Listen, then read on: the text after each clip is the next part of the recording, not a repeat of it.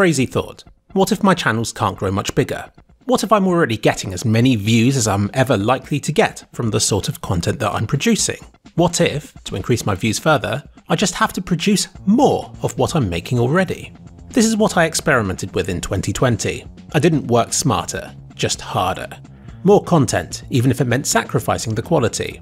Because one of my flaws is to continually try to improve upon what I did last year. But what if doubling my efforts to go that extra 5% is completely wasted?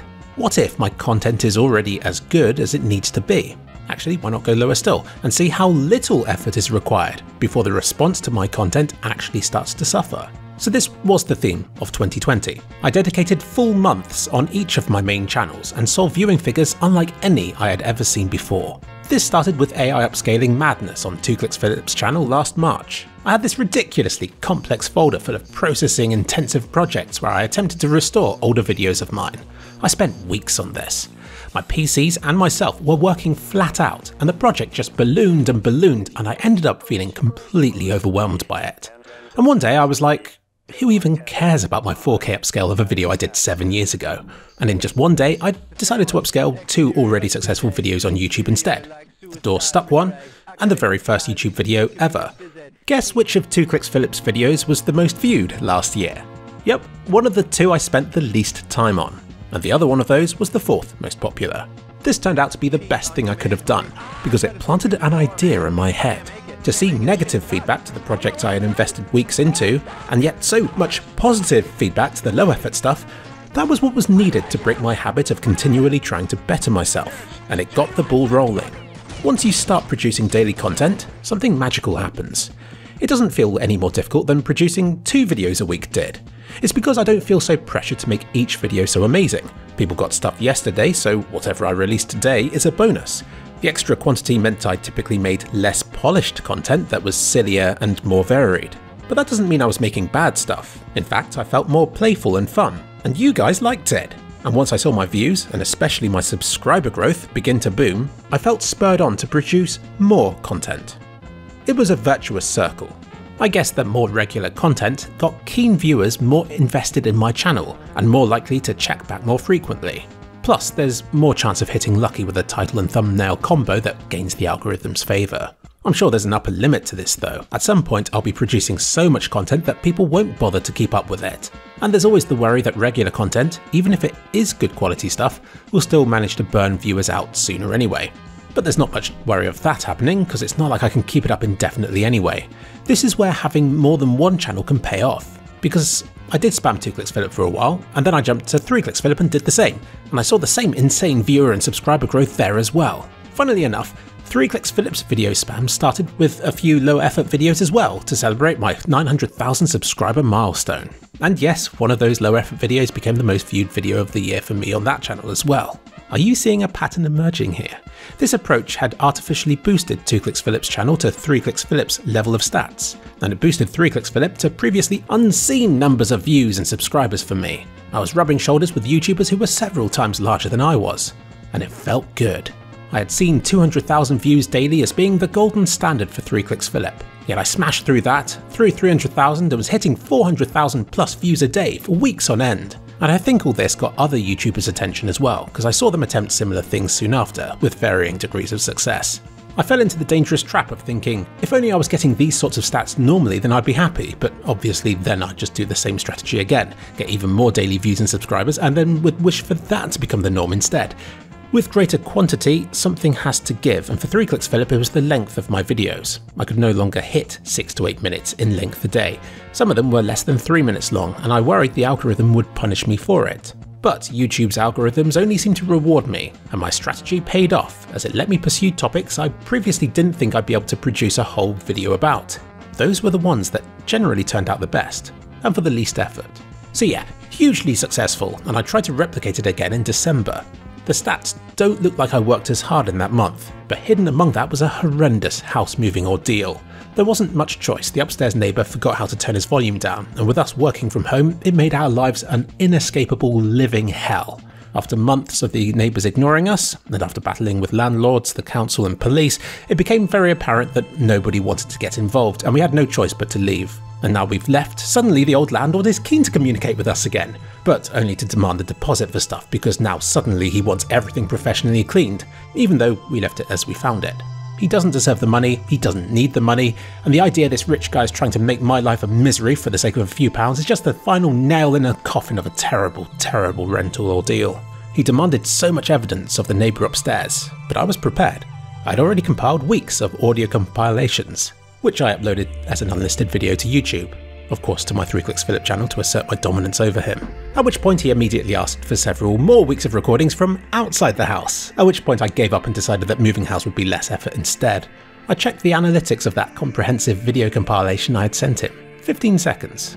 15 seconds he watched it for before dismissing my case. But all that this ordeal means for you is that I produced less content than I otherwise would have done. I earned a lot less money, and the audio of what I did produce for that month was echoey because it was literally a computer in an old, otherwise empty and clean house, while I waited for the internet in the new place to kick in. Juggling all these things amidst the pandemic was one of the most stressful things I've ever had to do. A really suitable end to a horrible year, especially when Christmas was then abruptly cancelled. The only good thing to come out of all this is the possible video sketch this inspired, which I hope to be uploading to this channel at some point. Let's get onto the graphs. Here are the quarterly views, and you can see the ridiculous impact my video spam made. 2kliksphilip's was in March, which is why it appears in the first quarter, while 3kliksphilip's video spam efforts were for almost all 3 months of the second quarter. If you must know, the reason I stopped was because my content started getting demonetized following the swear word video. It's not fair because I did everything right with that video. I didn't monetize it because I knew it was inappropriate, and I flagged it as having swear words in. But YouTube's intelligent algorithms must have thought, oh, he's making inappropriate stuff, let's flag everything else he makes from now on. And after a few more days of producing content that was sneakily being demonetized the moment I stopped looking, I just gave up because I didn't see the point in working dawn till dusk for free. But that's what ultimately ended the most successful video spree my channels have ever seen. Quite unusually for me, both 2 and 3kliksphilip performed well in the last and most profitable quarter of the year. I normally prioritise one of these channels over the other, but both had their chance to shine. What I did this year was to focus on 2kliksphilip in November, and in that time to also produce 4 extra videos to schedule throughout December, which freed the last month of the year up to dedicated 3kliksphilip content. I also had a few promotion obligations to get done. It was a very tight, messy month for me. This January came as a much needed break, and I felt relieved when the clock struck midnight. Also, that Kingdom Come video you thought I made just to throw shade at Cyberpunk was actually made a month earlier, but the timing of its release was pretty dank. Let's take a look at the most viewed videos of the year.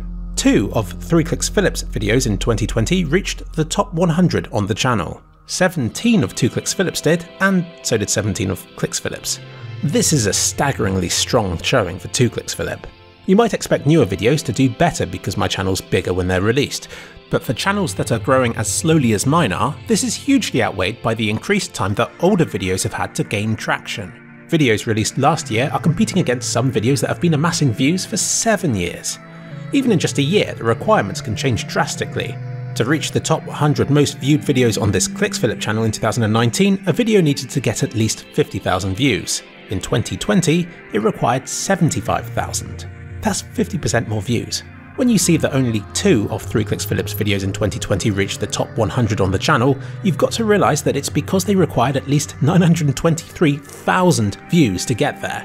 I would deem any video above 500,000 to have been a major success, but at the rate it's heading, a video in 2021 will need at least 1 million views to stand a chance of reaching the top 100 on the channel this year.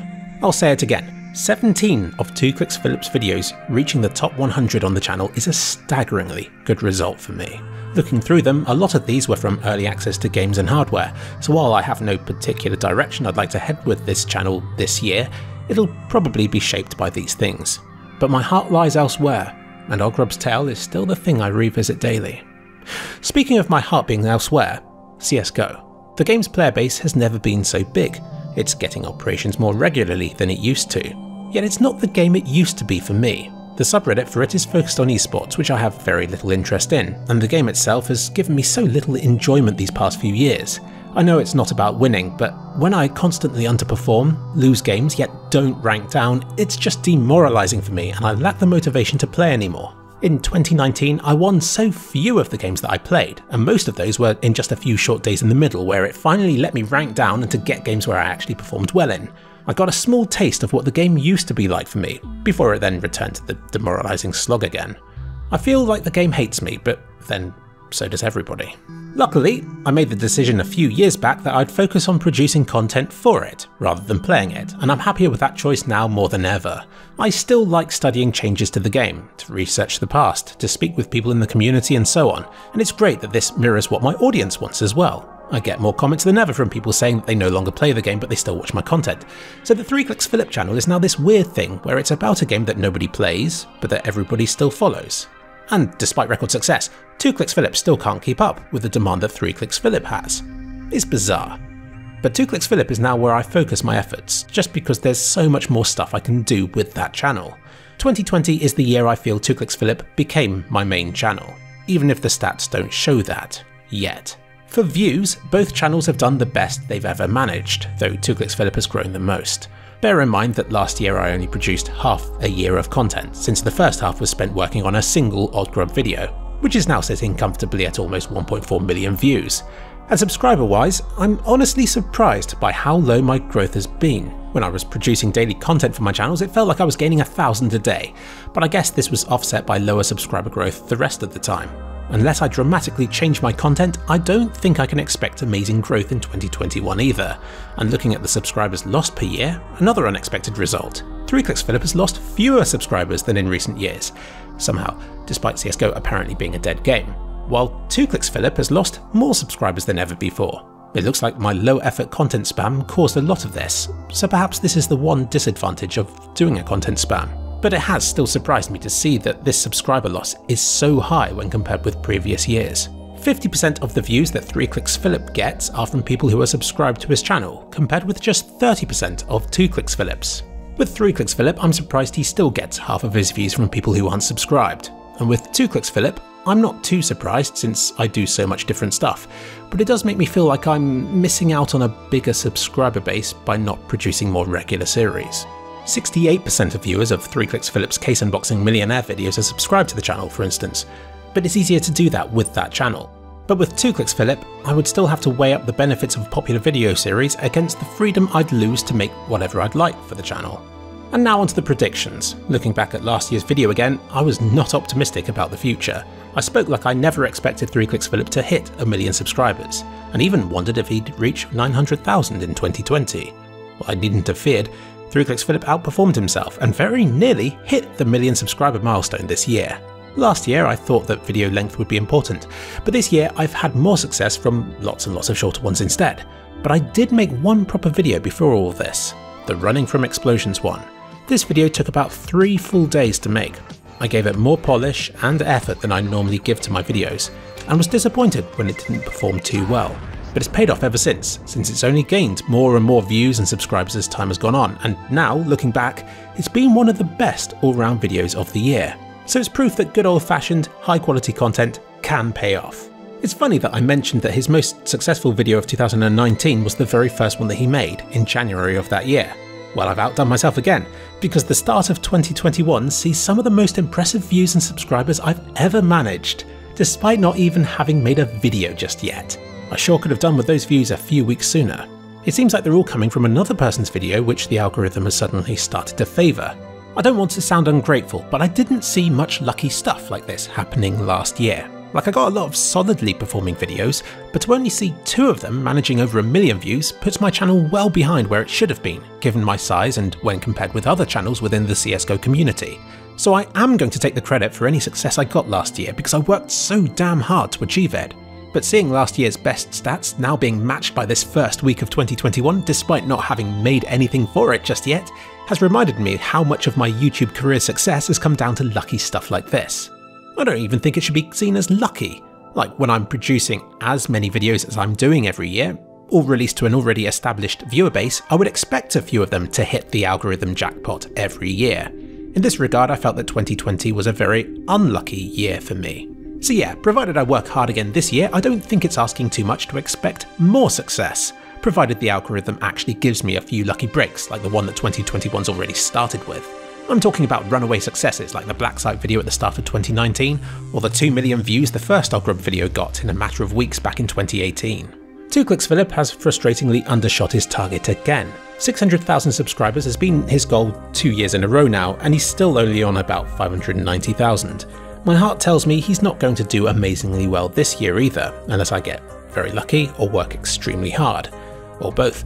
But I'll still go and set an exciting 690,000 subscriber goal by the end of this year, just to be dank. A lot of my excitement with subscriber growth comes from tracking it on Social Blade, and since YouTube has started rounding all the numbers, I've completely lost interest. I'm sure this has been intentionally done, perhaps because YouTube's top channels have started to level off in size, since the new analytics doesn't show subscriber totals very clearly either. Once I hit 1 million on kliksphilip, Social Blade will only go up every 10,000 subscribers, which is boring. So honestly, once I hit 1 million I won't care anymore, but I'll just go and set a goal of 1,069,000 subscribers for him, just to be doubly dank. And for kliksphilip, who cares? This year the channel has served as a diary for coronavirus. Looking back at older entries, it's already more interesting than I expected it to be, so I feel 2020's content could eventually become some of the most valuable material on this channel. So 2021's success will be in part down to how interesting coronavirus's story is. I hope it won't be interesting, but we'll still predict strong subscriber growth for this channel just to be triply dank. I have less of a vision for this new year than I do normally when making these videos. I don't feel the need to shake things up this time or to try new things. It'll be more of the same for all 3 channels. I used to worry that my YouTube career would be over too soon, but now I worry that it might go on for too long. I don't regret what I've done so far. My YouTube success up to this point is something that I'm happy with, and I certainly can't say I didn't make the most of it. But what about everything else? And for how much longer should I keep doing this for? What about when I'm 40 and my 30s are just filled with the same memories as I've been making for the last 7 years already? It's not that I want something better, but I want more variety. I want stages to my life like I used to have in school. I don't have that anymore. Moving house is about as big as I can get, but even then, after a few weeks it's just the same computer in a different room. I do feel like I'm floating away from humanity here. I talk to myself, I come up with my own words and habits. I'm gradually becoming that weird tribe on that strange desert island that's no longer compatible with the rest of civilization. And I think coronavirus cutting off the last real social ties I had has shown that to me. I thought of taking up a job in a charity somewhere just to get me out and about and doing something else with my life, but then I think of the impact it could have on what's currently a successful YouTubing career and I keep deciding against it. So I think maybe I should strike a middle ground and spend more time on side projects instead. Stuff that isn't done for YouTube's sake.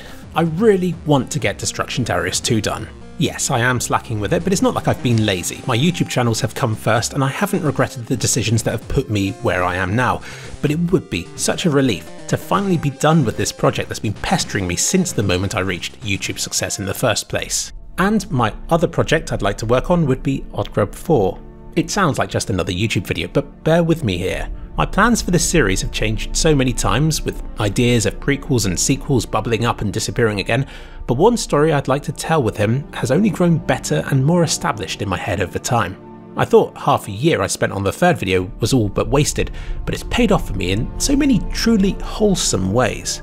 I'm not exaggerating when I say I rewatch bits of my 3rd Ogrub video daily. It has made a profound impact on my life. It's a dream project that actually worked out better than I had expected. I'm immensely proud of that video, and it's pretty much split my time on YouTube into before Ogrub 3 and after Ogrub 3. I fantasize about the next video. I can't wait to show it to you, but again, it's something I don't want to promise because it could just become another half-finished disaster like Destruction Darius has, there to haunt me forevermore. I haven't even started on the video yet because I'm being sensible, but I am so excited about what it could be. I can't imagine a better sequel, but I also know that follow-up videos always disappoint, so I'm excited to make it just to see what ends up happening. I don't even listen to music anymore, I just build upon this video storyboard in my head instead. I would say it's become an unhealthy obsession, but when it's given me nothing but joy to think about for the last 18 months, I don't really care. Just thought I'd share this with you, but this isn't a promise that I'll be making it this year. Or ever. But I might.